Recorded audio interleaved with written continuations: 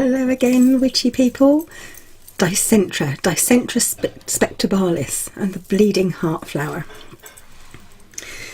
Now, strangely enough, Dicentra are part of the papaver or poppy family, and they're used mainly for love spells, but also are very strong in divination.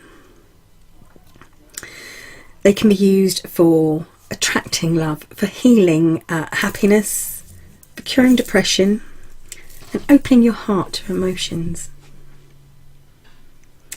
It's quite strange because the Dicentra flower, it doesn't like being grown indoors. It likes to be grown outdoors, and some say this is because love cannot be confined, and the bleeding heart represents love. If you do grow it inside, you should put copper in the soil. This makes the plant happy, apparently, whether that's a copper coin or a piece of copper. But also it's very good if you just put copper in it when you're growing it outside. It changes the pH value of the soil, and that's what the bleeding heart likes. Also, putting the copper coin in is said to bring luck. Makes the Dicentra lucky for you. Now, if you crush a Dicentra flower, not that I'm suggesting you do, but if you crush a Dicentra flower and the juice and the sap that comes out has got a pinkish hue, then you are loved. You are truly loved. If, however, you crush it and the sap or the juice is colourless or almost colourless, then you love in vain and your love is not returned. Dicentra Spectailis, though, is poisonous. Unlike the American Dicentra canadensis, I think it's called, which is the turkey corn plant, that has medicinal uses. Although, against that, it can cause terrible dermatitis, contact dermatitis with the skin. So medically, it's best to be avoided because you have to be sure of what you're dealing with. So you use it in spells for healing, especially healing a broken heart if that's connected to grief, so the loss of someone or a pet or something like that. You can also carry dried root to attract love, luck and happiness. There is a beautiful legend of the bleeding heart flower, which I'll go and pick some bleeding hearts. I grow them in my garden, and I'll show you how you take the flower apart to create the legend of the bleeding heart. So here is the story of the bleeding heart.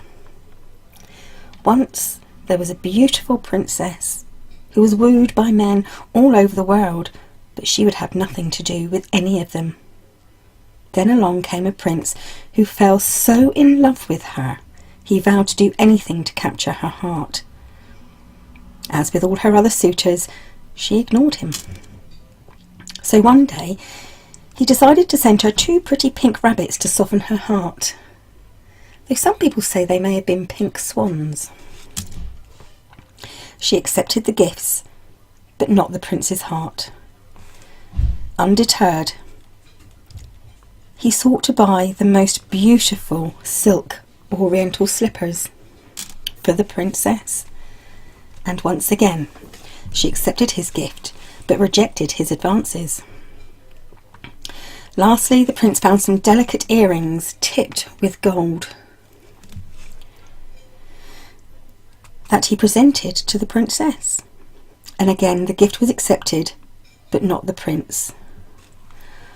Forlorn, the prince took a dagger and stabbed himself through the heart. As he lay dying, the princess realised that she had made a terrible mistake. She loved the prince, but it was too late. Where he laid, dying, the bleeding heart flower grew. The princess saw the beautiful flower and understood that it symbolised her own bleeding heart that would never ever heal.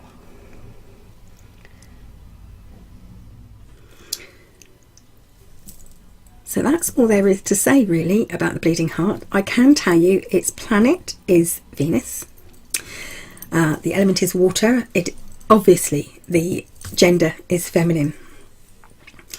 Deities, it doesn't really have any specific deities connected to it. However, you can associate any deity that is considered to have an aspect of love to them.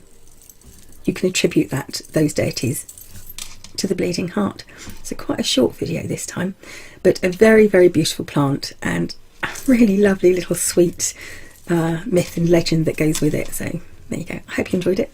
Thank you for watching. I'll be back again very soon, and keep witching, people. Bye for now.